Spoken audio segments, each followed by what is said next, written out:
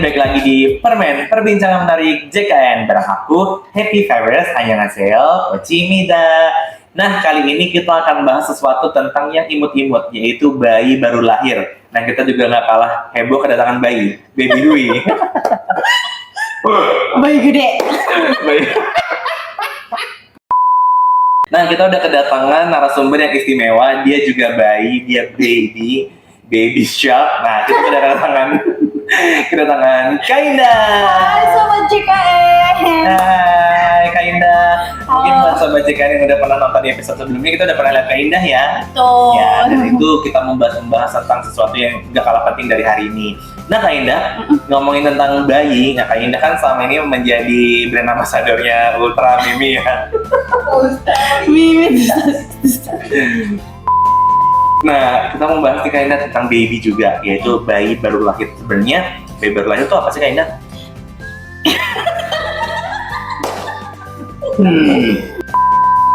Ya, jadi BBL itu bayi baru lahir yang didaftarkan sejak dia lahir tidak lewat dari 28 hari. Wah, berarti Hmm. didaftarkan ke BPJS Kesehatan sejak lahir ya Kak Indah ya? Tuh. Itu sebenarnya diatur di mana sih Kak Indah? Emang harus ya wajib? Masa baru lahir udah didaftar BPJS, emang langsung dipakai? Ya dong, karena kan bayi itu sifatnya kan kadang rentan nih terhadap penyakit. Jadi itu tuh diatur dalam Perpres 82 tahun 2018 Kapoci. Itu mengatur tentang program JKN. Jadi kalau misalnya kepo nih tentang program JKN, peraturannya diatur di mana sih? Buka aja di Google Perpres 82 tahun 2018. Oke, berarti semuanya diatur di Perpres 82 tahun 2018 ya, terkait untuk si bayi baru lahir ini. Nah, Kak Indah, kalau misalnya aku nanya, kalau tadi kan Kak Indah bilang harus terdaftar dia sejak baru lahir nih. Tapi kalau misalnya BPJS Kesehatan itu kan harus namanya sesuai Dukcapil. Nah, kalau belum ada namanya, gimana? Nah, jadi untuk bayi-bayi mungil ini nih yang belum ada namanya Kayak boleh. Kak Indah ya, yang manggil. Aduh. Jadi boleh nih didaftarkan dulu sebagai bayi nyonya. Jadi nanti namanya tuh bukan nama aslinya dulu, tapi nama bayi nyonya. Misalnya bayi nyonya Poci gitu. Nanti itu berlakunya maksimal 3 bulan saja. Oke. Nah, itu disebutnya kartu sementara Kak Poci. Jadi buat mom and dad jangan lupa daftar bayinya. Oke, buat mom and dad ya. Jadi kalau misalnya ibu bapak yang ke Indonesia banget nggak bisa ya. Oke Kak Indah. Nah kalau tadi kan Kak Indah bilang nih kartu sementaranya maksimal 3 bulan. Terus kalau misalnya udah lewat 3 bulan saya harus apa nih? Nah, sebelum 3 bulan nih, pasti kan udah ada namanya tuh. Jadi, buat bapak-bapak, ibu-ibu, kalau anaknya sudah terdaftar dalam KK, sudah punya kartu keluarga, boleh datang kembali ke kantor BPJS Kesehatan dengan melampirkan kartu keluarga dan akte kelahirannya. Nanti bisa diganti namanya menjadi identitas aslinya, dan nanti kartunya sudah bukan lagi menggunakan kartu sementara Kak Poci, tapi sudah menggunakan kartu digital yang ada di mobil JKN, atau boleh juga berobat menggunakan KIA, kartu identitas anak yang ada di Dukcapil. Ya. Betul. Oke, itu Kak Indah. Kalau misalnya tadi dia sudah mencapai 3 bulan, nah sebelum sampai ke situ, bagaimana ketika dia daftarkan anaknya ketika baru lahir? Misalnya nih, lahiran beranak masa saya harus langsung ke kantor BPJS Kesehatan daftarnya? Kan nggak mungkin. Ya betul, jadi nggak usah repot-repot lagi Sobat JKN. Cukup, jadi di rumah sakit itu sudah memfasilitasi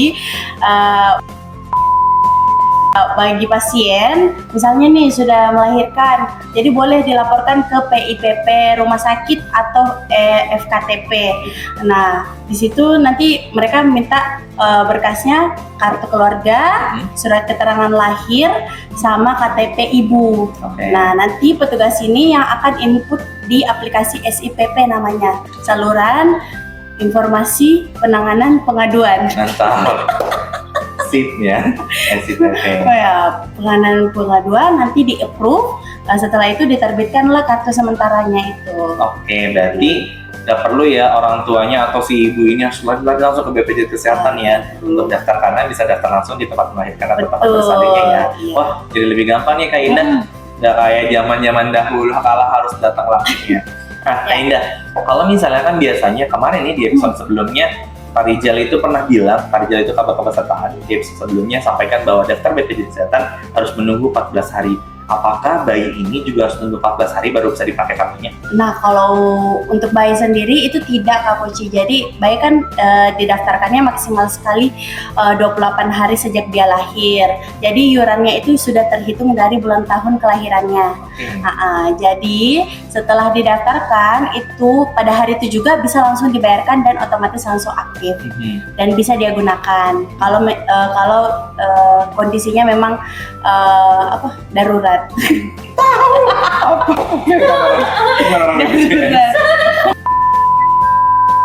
Oke, nice info Kak Indah. Nah Kak Indah, kalau misalnya nih, aku kan khawatir ya, kan tadi kan Kak Indah di awal episode tadi bilang katanya baby itu kan rentan ya. Jadi kalau misalnya aku daftarinnya sebelum lahir boleh nggak sih? Karena aku khawatir ya misalnya aku hari H atau H+1 ini nggak keburu nih daftarin, atau rumah sakitnya belum ada petugasnya yang standby untuk daftarkan bayi aku. Boleh nggak aku daftar waktu masih dalam perut? Dulu itu ada namanya calon bayi nyonya, tapi semenjak 2018 Desember itu sudah dihapuskan dan menjadi bayi nyonya sekarang. Jadi nanti setelah lahir baru bisa didaftarkan untuk BPJS Kesehatan. Oke, berarti udah nggak ada ya calon bayi ya? Sudah tidak ada. Berarti didaftarkan ketika sudah dilahirkan. Betul. Nah, terkait dengan pendaftarannya, bagaimana dengan perhitungan iuran Kak Indah? Apakah langsung dibayar saat itu juga? Iya, jadi itu tadi. Kalau untuk bayi, jadi setelah didaftarkan itu otomatis iurannya terhitung dari bulan tahun kelahirannya. Kalau dia didaftarkannya tidak lewat dari 28 hari, jadi dia hanya membayarkan di bulan itu saja untuk iurannya Kak Poci. Kecuali misalnya nih, banyak juga yang seperti anak PPU nih Kak Poci ya, anak PPU, anak keempat, anak dan seterusnya itu kan sudah tidak ditanggung. Jadi otomatis bayinya itu harus didaftarkan mandiri sesuai dengan kelas ibunya. Nah biasanya banyak nih mom and dad PPU ini yang terlewat daftarkan anaknya, sehingga ketika baru anaknya sakit mau dia gunakan untuk BPJS Kesehatannya baru dia daftarkan. Nah itu sudah terhitung dari bulan tahun kelahirannya Kak Poci. Oke. Ada pertanyaan dari netizen barusan masuk melalui pesan-pesan goib. Ada yang nanya nih, katanya kalau misalnya anakku tuh sekarang usianya sudah 3 tahun, tapi aku baru daftarin bayinya, apakah bisa langsung aktif dan apakah harus bayarnya bulan ini aja atau tadi yang Kak Indah bilang harus dari lahir?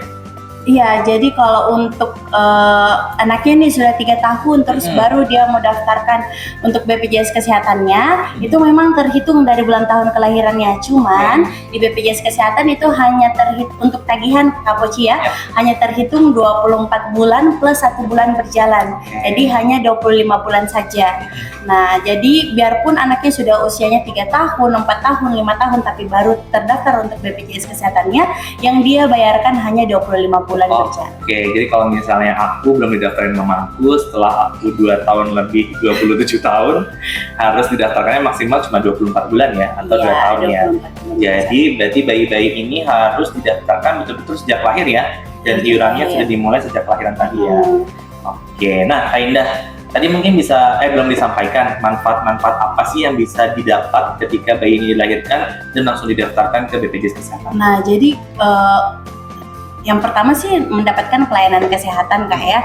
Jadi dengan adanya BPJS Kesehatan, dengan dia terdaftar program JKN, dia bisa akses pelayanan kesehatan itu tanpa harus menunggu dan khawatir seperti itu. Dan juga satu lagi Kak Poci nih, untuk bayi baru lahir itu dikategorikannya itu dia kalau kelahirannya itu di tahun 2018 ke atas ya. Jadi kan tadi nih Kak Poci bilangnya 27 tahun ya, sampai segitu tuh. Kalau yang kayak Kak Poci 27 tahun itu menunggu 14 hari. Nah, jadi bayi-bayi baru lahir ini baru dikategorikan dia BBL itu kalau usianya kalau dia tahun kelahirannya itu 2018 ke atas. Berarti untuk bayi kategori BBL ini yaitu bayi-bayi yang lahir di atas tahun 2018 ya. Kalau misalnya kelahirannya sebelum 2018 ini, ketika pendaftaran akan menunggu 14 hari. Iya, karena betul. sudah bukan termasuk dalam termasuk BBL. kategori BBL. Oke, nah terakhir nih Kak Indah, apa sih yang harus Kak Indah titipkan untuk Sobat JKN di rumah yang mau melahirkan atau yang mau berencana punya baby? Pesannya apa sih sebagai Sobat JKN? Nah, yang pertama persiapan mental. finansial. Finansial, oh salah, bukan. Ya, jadi siapin nih berkas-berkasnya tadi, kartu keluarga, KTP ibunya. Nah, nanti setelah lahir bayinya langsung nih hubungi PIPP, penanggung jawab yang ada di rumah sakit ataupun puskesmas ataupun klinik yang terdaftar supaya langsung didaftarkan bayinya. Jadi mom and dad ini tidak repot-repot lagi, gitu, tidak khawatir lagi. Jadi kalau misalnya terjadi apa-apa nih sama bayinya, ya sudah tercover dengan BPJS Kesehatan. Mantap. Jadi pesan dari Kak Indah, mom and dad harus benar-benar siap mulai dari semuanya, termasuk dari sisi perlindungan kesehatannya menggunakan BPJS Kesehatan ya Kak Indah ya. Betul. Oke, mungkin itu Sobat Zikan yang ada di rumah, pembahasan kita tentang bayi baru lahir bersama baby kita yang di sini yaitu Baby Indah. Mungkin kita bisa ketemu lagi di episode berikutnya dengan pembahasan-pembahasan yang lebih menarik di Permen episode berikutnya. Sampai jumpa lagi. Bye-bye.